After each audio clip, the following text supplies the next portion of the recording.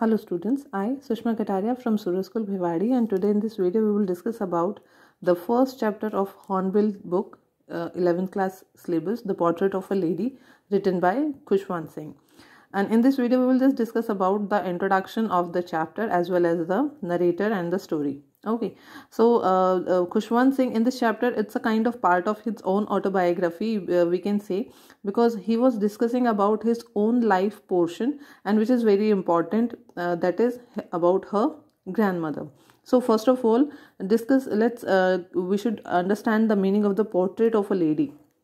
As you know, the portrait meaning a handmade picture of someone. ठीक है, तो यहाँ पे पोर्ट्रेट ऑफ अ लेडी, यहाँ पे वो इस चैप्टर के थ्रू इस टाइटल को क्यों रखा गया है in for this chapter, because in this chapter the writer somewhere highlight about the complete description of his grand mother.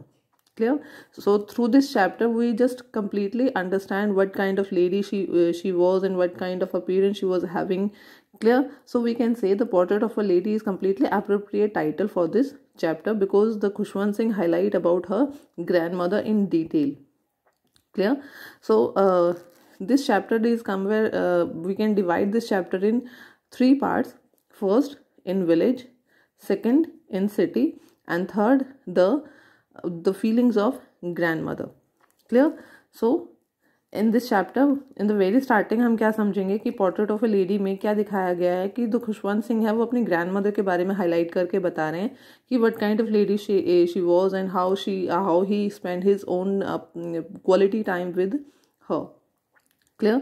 सो यहाँ पे क्या दिखाया गया कि जो खुशवंत सिंह बोल रहे हैं द वेरी स्टार्टिंग, वो उसके अपीयरेंस के बारे में हम अगर बात करें तो क्या दिखाया, Khushwant Singh said that she was that much old that she can't be old than this. वो इतनी बूढ़ी हैं कि वो इससे ज़्यादा बूढ़ी नहीं हो सकती हैं. So you can just imagine. Clear? फिर उसके अपीयरेंस के बारे में क्या बोलते कि she use to wear white sari और उनके जो ग्रे लॉक्स उनके पेल चेहरे पर गिरती हैं और उनके जो कमर है वो हल्की सी बैंडेड है. समझ रहे हो आप अपीयरेंस कैसी होगी. एंड उनको देखकर जब वो वाइट साड़ी में उनके वाइट लॉक्स जो उनके चेहरे पर गिरते हैं तो उनको देखकर ऐसा लगता है कि एक माइंड जो माउंटेन पे जो आइस होती है, जो स्नो होती है, उसकी प्योरिटीज जो होती है ना, सर्टेनिटी, एक पवित्रता जो नज़र आती है, एक पॉइजनस, एक बहुत ही ज़्यादा गुड फीलिंग्स, आप इसको सिंपल लैंग्वेज में बोल सकते हो कि उनको देखकर ऐसी वाली फीलिंग आती है. ठीक है, तो appearance, I think you understand what kind of appearance the grand mother have.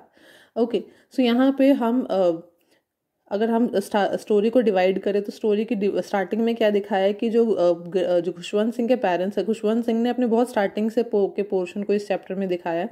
When he was very young and he used to live with his grandmother and how she spent the whole time, the whole life and whole day for him around. Clear? So इस chapter को अगर हम starting portion में देखें तो आई think you understand इसमें हमने क्या समझा है कि खुशवंत सिंह ने इस चैप्टर में का टाइटल क्यों लिखा है पोर्ट्रेट ऑफ अ लेडी, समझ में आ गया होगा. Because in this chapter he just discuss about the entire thing about his grand mother. Clear? So portrait वो अपने एक हैंड रिटन, यहाँ पे वो हैंड मेड नहीं, हैंड रिटन पोर्ट्रेट दिखा रहा है, कंप्लीट पिक्चर दिखा रहा है अपनी ग्रैंड मदर के बारे में. हमने अपीयरेंस के बारे में समझा, उनकी अपीयरेंस कैसी है. क्लियर? और वो बूढ़ी इतनी है कि वो इतनी बूढ़ी हो चुकी है कि वो इससे ज़्यादा बूढ़ी नहीं हो सकती. क्लियर और not? So he was in this chapter he was explaining about how the human life and human nature changes during the time. Clear? So in this chapter we understand the feelings of human beings, and due to the time and due to the age gap, or you can say that due to the passing of time, the human emotions were slightly changed, and how the person got grow up. और जैसे कि दिखाते हैं कि जैसे old age में जो लोग हैं वो थोड़े से नेग्लेक्टेड फील करते हैं, सेम जो ग्रैंड मदर है वो वैसा वाला फीलिंग, इस चीज़ को यहाँ पे दिखाया गया है कि why the grandparents are very important and how could we make them more special, and what kind of feelings the persons have when they grow old. Clear?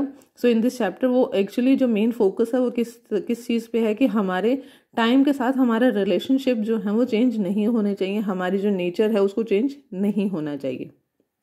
Clear? So in this video we'll discuss till that. Okay, thank you.